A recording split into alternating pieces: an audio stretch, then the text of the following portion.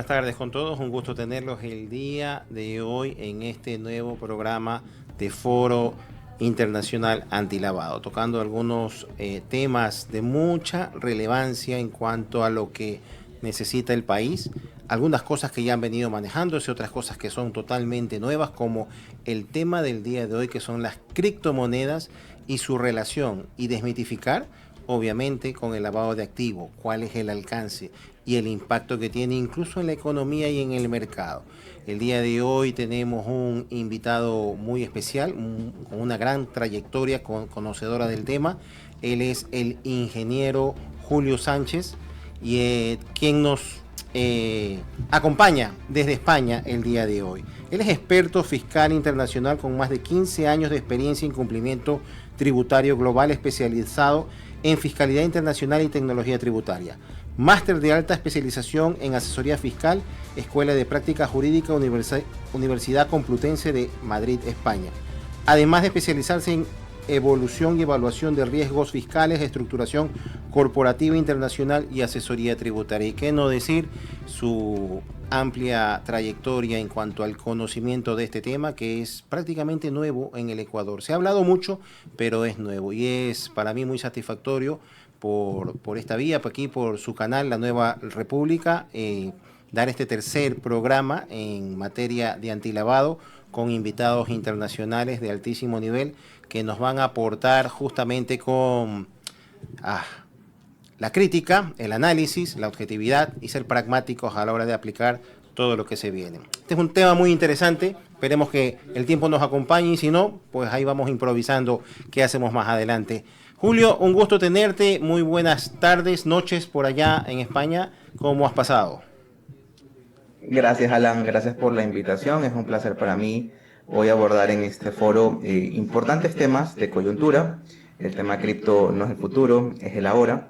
Así que siempre es importante poner contexto en los temas de lavado de activos y en general en la economía digital, que es una economía en constante evolución y de la cual ya no únicamente la vemos como el porvenir, sino el presente.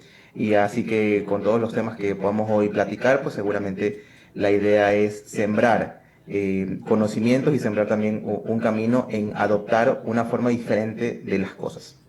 Julio, nos acompañan el día de hoy no solamente funcionarios públicos, no solamente del sector privado, que es muy bueno, que van a tener que controlar y ejecutar algunos procesos nuevos con todas las normativas y regulaciones que se vienen, sino que también nos acompañan docentes y también estudiantes.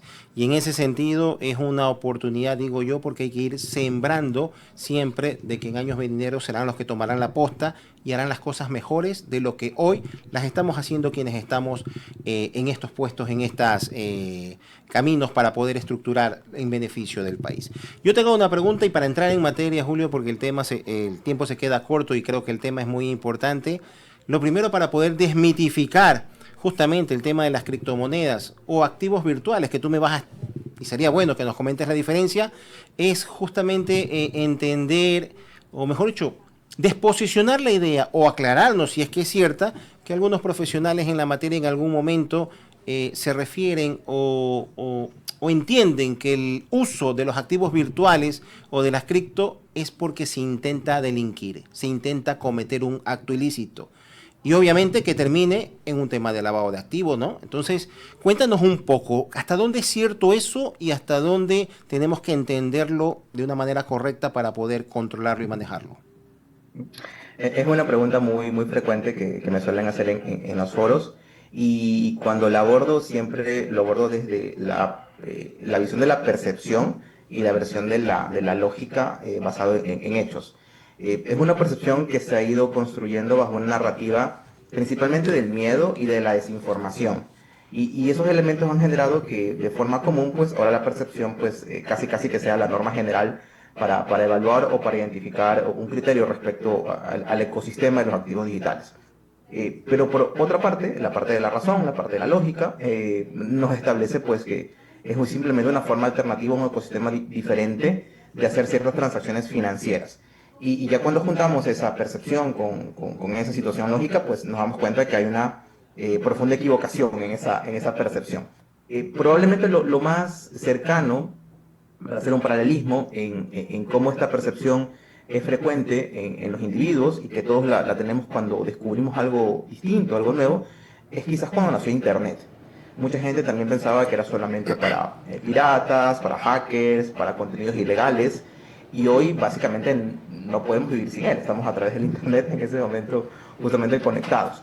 No digo con esto de que en 10 o 20 o 30 años nuestra única forma de intercambio de transacciones financieras va a ser la blockchain o los criptoactivos, pero muy probablemente vamos a tener que aprender a incorporar estas nuevas tecnologías en nuestro día a día. Y por eso lo hago el paralelismo con el Internet. Y con los criptoactivos pasa justamente eso, y hago la primera definición o el primer elemento a considerar. Cuando se habla del mundo cripto, generalmente solamente pensamos en las criptomonedas, que terminan siendo medios de intercambio para comprar bienes, servicios, para acceder a ciertos elementos en mercados digitales, etcétera. Pero las criptomonedas son solo un tipo de criptoactivos en un concepto mucho más general y amplio. Esta narrativa del miedo y de la desinformación viene principalmente porque han existido, evidentemente, y lo cual es cierto, muchos ataques y muchas estafas, algo que se denomina en el mercado el ransomware, que han sido elementos de fraudes que han dejado huella, evidentemente, en el colectivo. Pero la realidad es que a día de hoy, con los reportes que existen también, y la estadística de entidades y de revistas que van generando toda la data al mercado, hay una revista muy importante que es Chain Analysis, que saca todos los años un reporte que es el Crypto Crime Report o el reporte criminal de cripto, se asevera de que el porcentaje de operaciones lícitas del ecosistema criptográfico alcanza un 99.6% del volumen de transacciones en el año. Este es el dato del 2024. Y eso, pues, ya te da una noción de que las actividades ilegales, pues, son por debajo del 1% en todo el ecosistema como tal. De hecho, si lo queremos relativizar, probablemente hay más elementos de fraude y blanqueo con el sistema bancario tradicional o inclusive con la moneda de curso legal en físico o lo que denominamos el mundo fiat o el mundo de los pagos en efectivo inclusive, que el propio mundo cripto. Y Pero, no por pero eso ahí has dicho algo importante. Si van a estafar, lo pueden estafar o con moneda tradicional o a través del cripto. Pero la pregunta es, el desconocimiento hace que quienes se metan en cripto, entiendo que la estafa es que proveedores de este medio de cambio, medio de pago, quizás no eran lo que dicen ser. Pero por otro lado, quienes lo buscan, ¿qué beneficios obtienen? Llámese aquellos que quieran manejarse correctamente. ¿Qué beneficios tienen entre empezar a usar cripto y empezar a usar o dejar de usar la moneda de cada país, ¿no? Aquí en Ecuador es el dólar y en cada país respectivo su moneda. Sí, acabo con eso. Yo creo que el principal problema es el prejuicio, ¿no? Porque desde lo que comentaba, no porque en términos porcentuales podría existir más fraude en el sistema tradicional, no por eso denominamos una banca criminal a la banca tradicional. Simplemente sabemos que hay unos riesgos y lo que se ha ido estableciendo son regulaciones para proteger justamente al usuario principalmente y establecer un ecosistema fiable, ¿no? Que es el sistema de confianza bajo el cual un sistema bancario a nivel global pues se ha ido emergiendo. Y como decía, el problema es el prejuicio, porque a través de ese prejuicio todo lo nuevo da miedo. Ahora, ¿qué beneficios trae esta adopción del cambio o lo diferente o lo distinto? Bueno, principalmente es a que existe un principio en el mundo cripto que es un poco empoderar financieramente a través de la tecnología a cada individuo. Y esto recae principalmente en las definiciones. Por ejemplo, el sistema o la tecnología que se utiliza, que es la blockchain o el sistema de la cadena de bloques, lo que intenta hacer es como un libro digital de transacciones en donde hay trazabilidad de cada punto o de cada elemento de conexión, que es a través de las billeteras o a través de los elementos en el mundo cripto, que generan una trazabilidad bastante importante.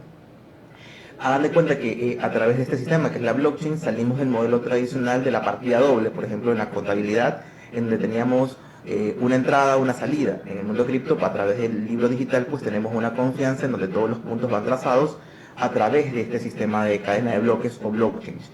Y es a través de esa tecnología en que se han ido construyendo estos activos o estos tokens, ya para entrar un poco en manera técnica, Y sobre estos tokens, en algunos casos se hacen monedas virtuales.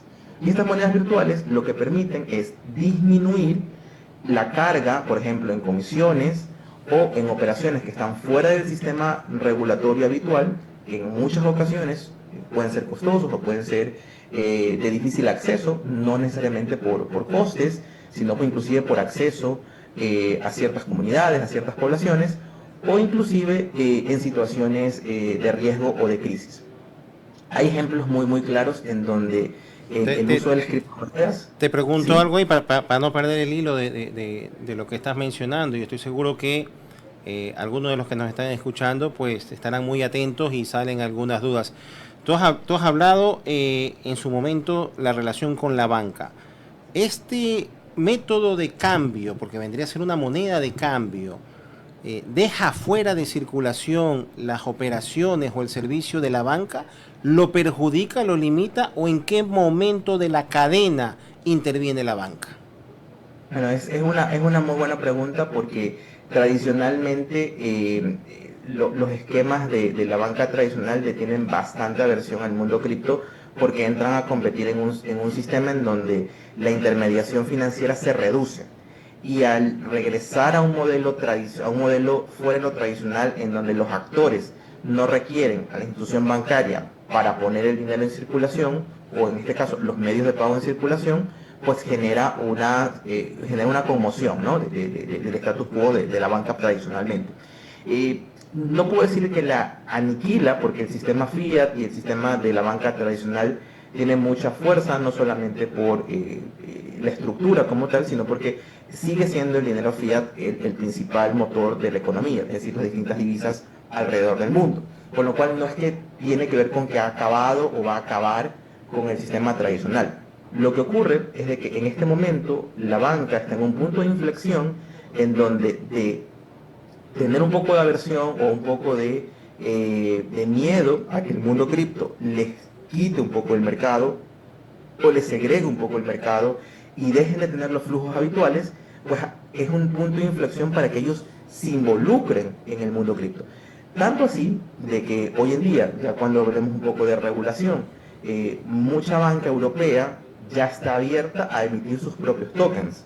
Banca suiza, banca española, obviamente de la mano con la regulación, lo que han tenido es que sucumbir a incorporar en su propia estructura y atraer a ese mercado o atraer a esa gente que tiene sus billeteras cripto para que puedan tener esos dobles sistemas, la parte fiat, la parte habitual y la parte cripto. Entonces, el punto o el elemento a tomar en cuenta de cualquier sistema bancario es que tiene que adaptarse o que tiene que incorporar muy probablemente en sus estructuras estas nuevas tecnologías para no quedarse fuera del mercado. Es más que un reemplazo, es la necesidad de incorporar el recambio en su propia estructura. ¿Y quién debería ser, en tu experiencia en varios países que has tenido ya conocimiento del tema, quiénes deberían ser, qué organismo, el ente regulador de las operaciones en criptomoneda y de qué enfoque? Porque tú sabes aquí en el Ecuador, todos los organismos que tenemos, cómo participaría en cada uno o sería uno en sí la voz cantante. Sí, aquí como cualquier mercado es necesaria la intervención del Estado absolutamente desde un guante regulador, no desde un guante de control absoluto, pero sí de establecer las reglas del juego claras. Principalmente porque si estamos hablando de activos virtuales que tienen como valoración o recambio una representación digital del dinero, hay que cuidar la economía evidentemente para toda la ciudadanía y dependiendo evidentemente de las políticas económicas de cada nación. Pero principalmente para que el ecosistema subsista es necesario que los estados diseñen marcos regulatorios a través de sus políticas públicas y sus entidades, principalmente las que tengan que ver con la supervisión financiera o la supervisión de las operaciones, en este caso como en el caso de Ecuador, las unidades de análisis financiero, para dar medidas también de sanción o de trazabilidad o de revisión de las operaciones sospechosas, como son las calificaciones que suele emitir la unidad de análisis financiero en el caso de Ecuador, y de la mano, como un elemento polivalente y transversal, también la parte fiscal. porque a través de incorporar todos estos elementos en el ecosistema regulador, pues se tiene un elemento mucho más sólido para que el inversor o el experiencia usuario se sienta también más cómodo y protegido. Ya, pero ahí mencionas algo importante. Y ahora, pongámonos en un momento de aterrizar o de entender el lado del prejuicio y el lado de creer que todo lo que está inscrito en activo virtual es porque quieren delinquir. ¿Cómo utilizarían, qué beneficio realmente existe para aquellos que quieran ocultar algún dinero ilícito, utilizar la figura de la criptomoneda en este caso? ¿Cuál es el beneficio que le pueden encontrar o las fallas al sistema? Porque de eso se trata, buscarle fallas al sistema para poder ocultar, obviamente, los delitos precedentes que originan algún recurso económico. Sí, voy a arrancar por el ejemplo en positivo para que luego se pueda analizar que la misma situación en positivo se podría generar en un esquema en donde se abuse de la tecnología justamente para identificar ciertos vacíos. Por ejemplo, hoy en día, si un freelancer ecuatoriano, alguien que está desarrollando la creación de contenidos y juega en Twitch o tiene algún torneo en alguna de las plataformas, juega en el metaverso o es un gamer, muchas personas entenderán de que hay muchos canales en donde se reditúa por jugar o comentar sobre la aplicación de juegos en línea y recibe un pago a través de criptomonedas, pues esa persona está generando un elemento económico dentro de su espacio y dentro de su estado, ¿no? Entonces, ahí tenemos una forma sencilla.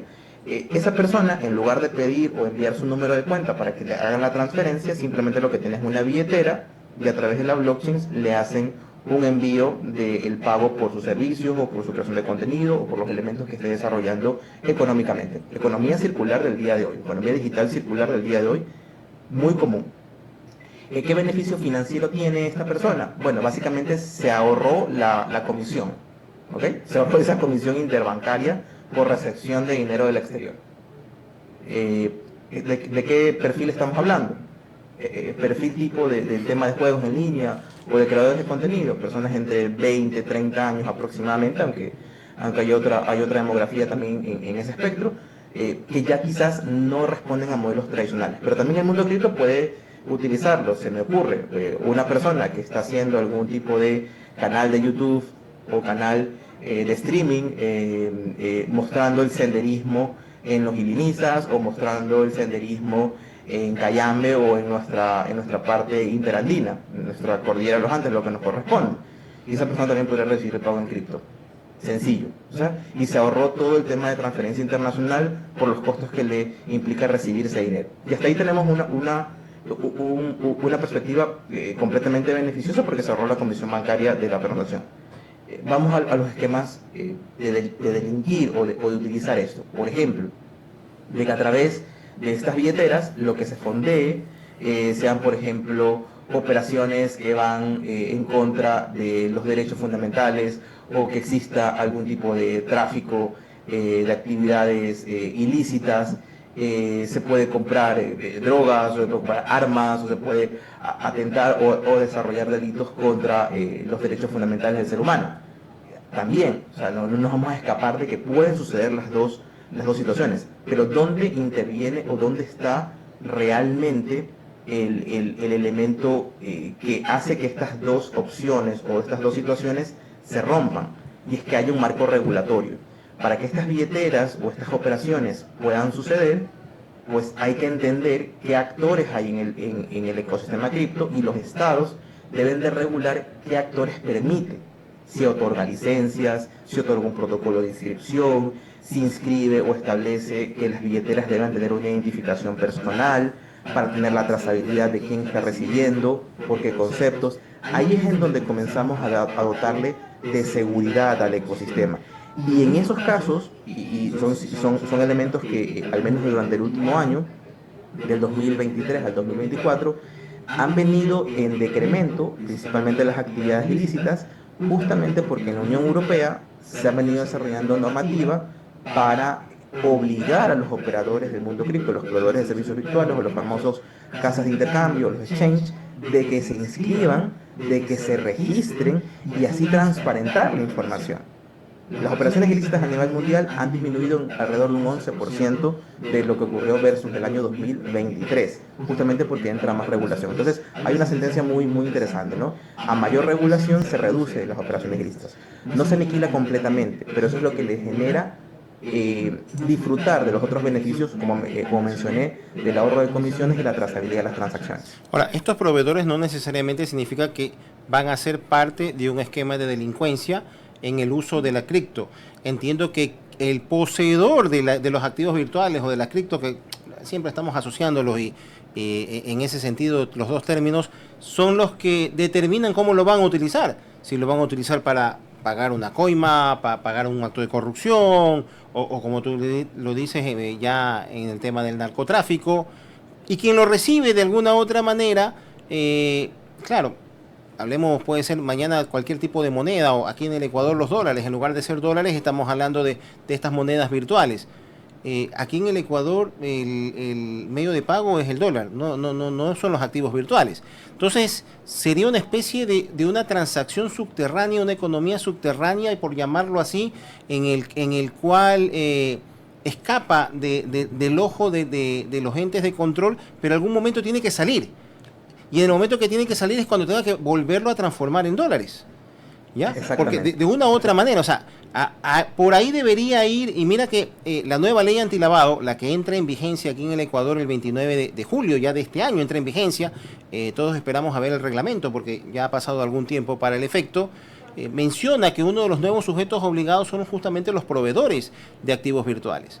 Pero los proveedores, estamos hablando, y en tu experiencia, ¿son locales, internacionales, ambos? Bueno, en realidad con la nueva ley antilavado creo que es un hito importante porque arrancamos por lo menos ya a definir lo que es un proveedor de servicios de activos virtuales. Y es un hito, obviamente hay que arrancarlo, creo que es un hito importante, pero sobre ese hito pues no hay que dejarlo ahí, hay que acompañarlo con regulación y con normativa que acompañe ese desarrollo, protocolos, establecer exactamente responsabilidades, los requisitos tecnológicos, etcétera. En mi experiencia, el mercado cripto básicamente ha ido desde empresas o desde grandes corporaciones, que por si acaso las vemos todos los días. De hecho, seguramente lo vieron hace un par de semanas en el Gran Premio de Cataluña, o cualquier persona que ve Fórmula 1 lo puede ver sencillo, o sea, no hace falta, no hace falta hacer mucha investigación en la web. Casi cada equipo de Fórmula 1 tiene un sponsor que es un exchange o un proveedor de servicios virtuales o de servicios activos virtuales, por si acaso, ¿no?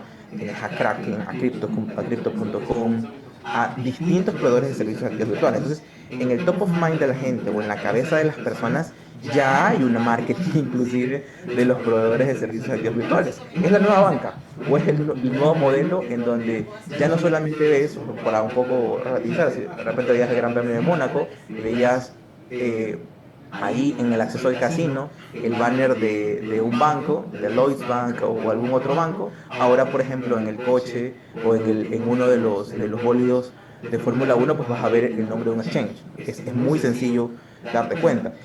Esos son los proveedores que a día de hoy están buscando mercados en donde haya regulación y tienen que inscribirse. Ellos ya están acostumbrados en este momento a adaptarse a las reglas locales de cada país. Principalmente porque en el caso de Europa, al establecer esta normativa que se denomina MiCA o el reglamento MiCA, ha obligado a de que ellos tomen una acción legal en tener que registrarse a través de las entidades que designe cada gobierno.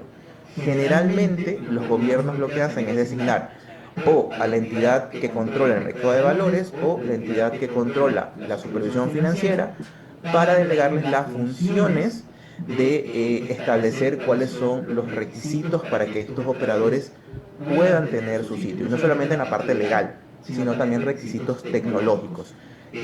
Por ejemplo, seguridad de la información, la plataforma, todos los temas de ciberseguridad respecto a la data que se va a establecer e inclusive importantes rubros para las economías para que se accedan a licencias, licencias para operar en los mercados. Entonces, también podrían ser mecanismos de financiación de parte del Estado para que el propio ecosistema, es decir, la parte pública, tenga también una fuente de ingresos para que se desarrollen, porque también se necesitará gente especializada, como por ejemplo ahora tenemos nuevas intendencias como la protección de datos, es decir, todo un arquetipo completamente conectado de parte de un Estado para promover este ecosistema. Entonces, generalmente son internacionales. Eso no quiere decir de que no se pueda hacer un proveedor de servicios de activos virtuales local.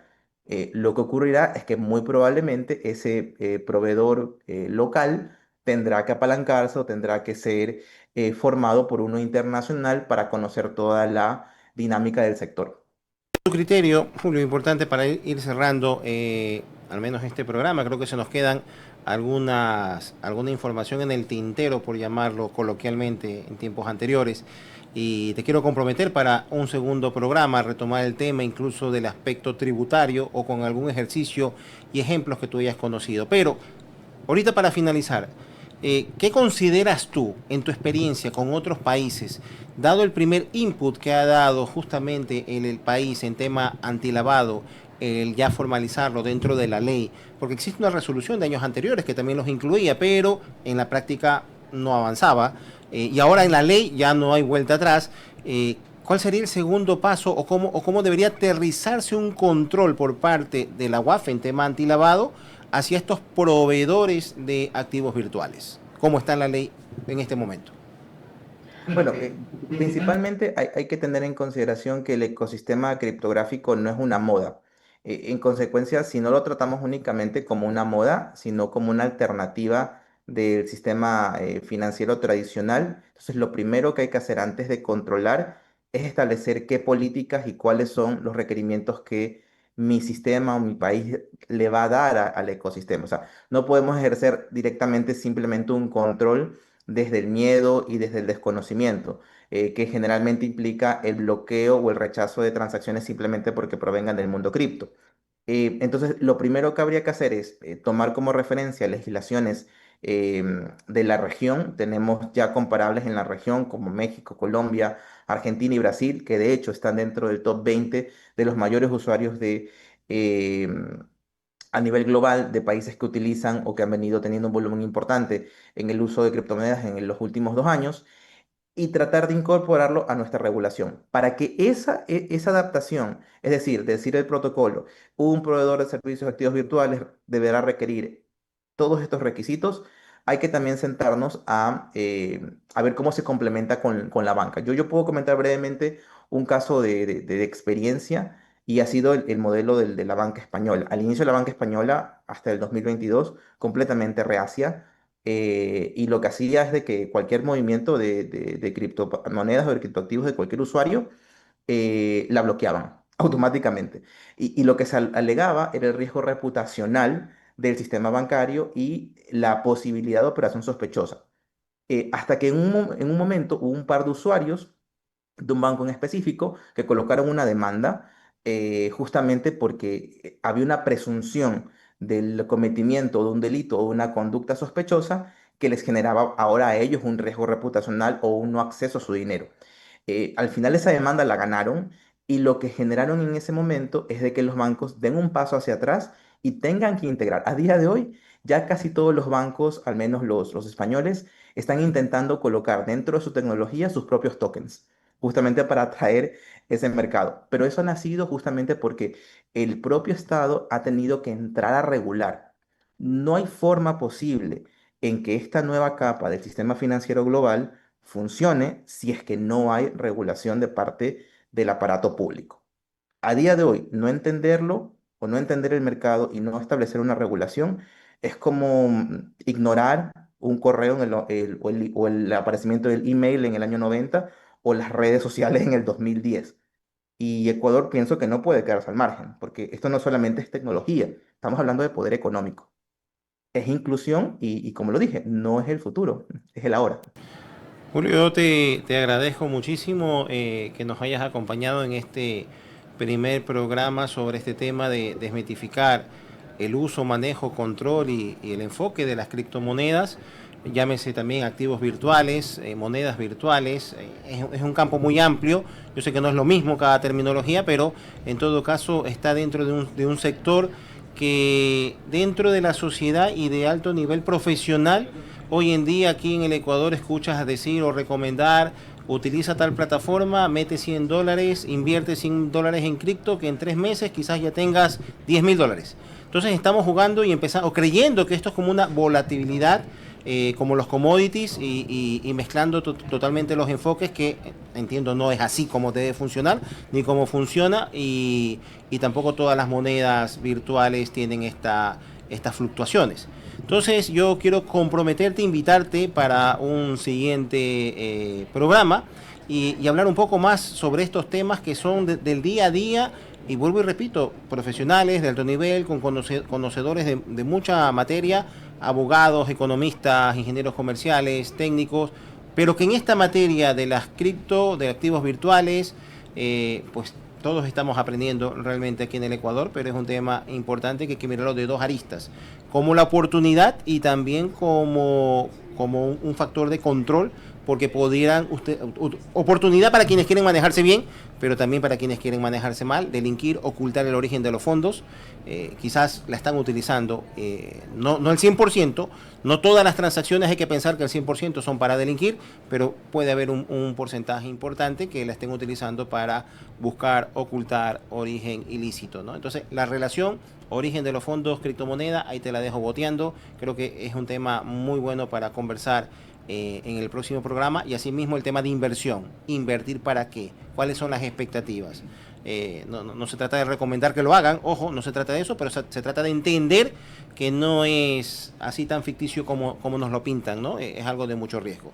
Julio, te agradezco muchísimo, estás cordialmente invitado para el siguiente programa, y a todos ustedes quienes nos han acompañado, muchísimas gracias. Esperemos que este primer programa haya despertado algunos puntos interesantes para empezar a entender que esto va mucho más allá, Entonces, por acá ya estamos festejando. En todo caso, muchísimas gracias a todos. Los esperamos para el siguiente programa. En este programa Foro Internacional Antilavado se vienen temas muy interesantes. Tenemos una nueva ley antilavado aquí en el Ecuador. Tenemos una ley de solidaridad que recientemente se ha aprobado aquí en el Ecuador, y es algo que, si por un lado es muy necesario, por otro lado tiene que ser manejado de manera muy pragmática, y esa es la expectativa de todos nosotros, que sea manejado hacia el enfoque que tiene que ser manejado, y que está relacionado con lavado de activos y con extinción de dominio, que es un tema muy interesante. El tema de extinción de dominio también hizo relación con el lavado de activos. Así que muchísimas gracias a todos por la nueva república. Los esperamos en el siguiente programa. Saludos, Julio. Muy buenas noches por allá en España. Buenas noches, gracias.